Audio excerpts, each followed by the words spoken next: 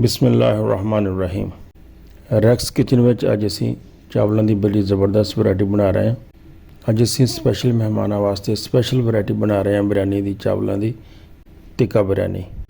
तो असी इनू रेस्टोरेंट स्टाइल बनावांगे, जिस तरह रेस्टोरेंटां ते बनाई जाती है, कमर्शियल लैवल पर बनाई जाती है, तो असी उस तरीके नाल इनू अज बनावांगे। तो बहुत ही ज़बरदस्त बनती है, तो बनानी भी एडी मुश्किल नहीं है। जो स्पैशल मेहमान आन तो तुसीं भी इस वैरायटी में जरूर ट्राई करो। तो आओ फिर इनू शुरू करते हैं। सब तो पहले असी तकरीबन पाइया तेल पा के उन्होंने गर्म कर लेना, तो फिर असी उहदे विच प्याज नूं फ्राई करना है।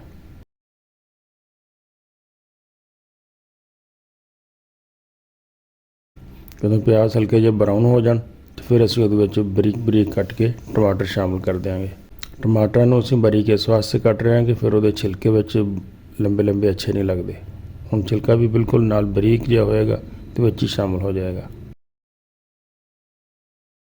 हुण असीं इहदे विच तकरीबन 2 चम्मच अदरक लहसुन का पेस्ट बना के वो पा लैंदे हैं। तो अदरक लहसुन के पेस्ट में थोड़ी देर भुन लो।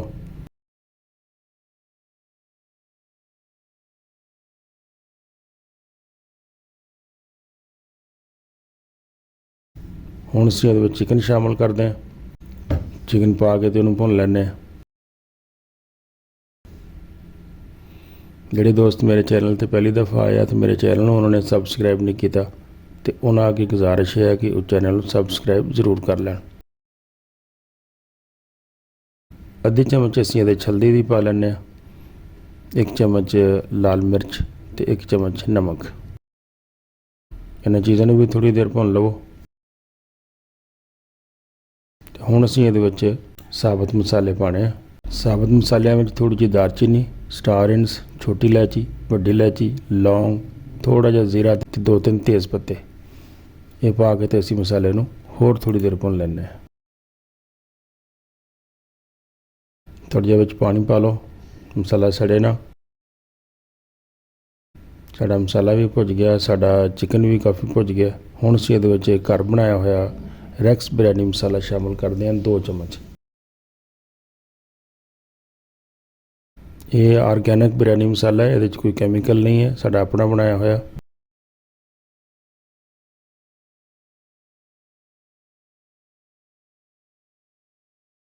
दो तीन हरियां मिर्चां कट के शामिल कर लो, तो नाल थोड़ा जिहा लैमन जूस पा लो।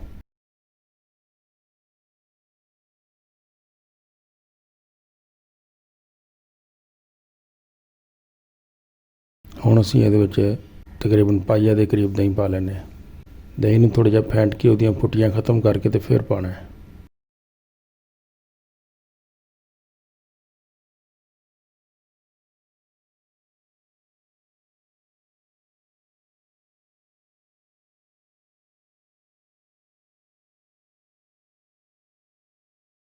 हुण तुसीं 5-7 मिनट ढक्कन दे के इहनूं पकण देना है, ताकि साडा चिकन जिहड़ा अच्छी तरह गल जाए।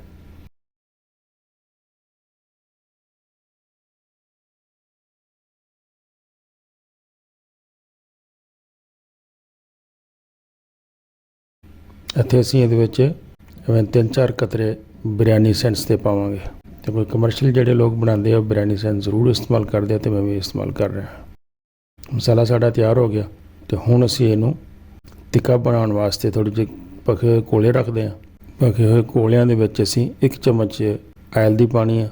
जदों धुआं बने तो फौरन इत्ते ढक्कन दे देना, तो 3-4 मिनट ढक्कन दे रखना है। तो दूजे पासे साढ़े चावल बॉयल हो रहे सी, चावल साढ़े बॉयल हो गए, तो वो असीं चावल इहदे विच शामिल कर दिंदे। इस तरह ही बॉयल किए हुए चावल इस तरह सारे इहदे पा दिओ।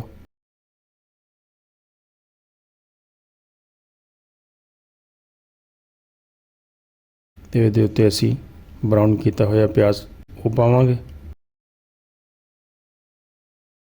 तो नाल थोड़े जिहे हरे धनिए के पत्ते है, नाल पुदीना है, तो थोड़ा थोड़ा रंग इस तरह पानी छल करके वो शामिल कर दिंदे आ।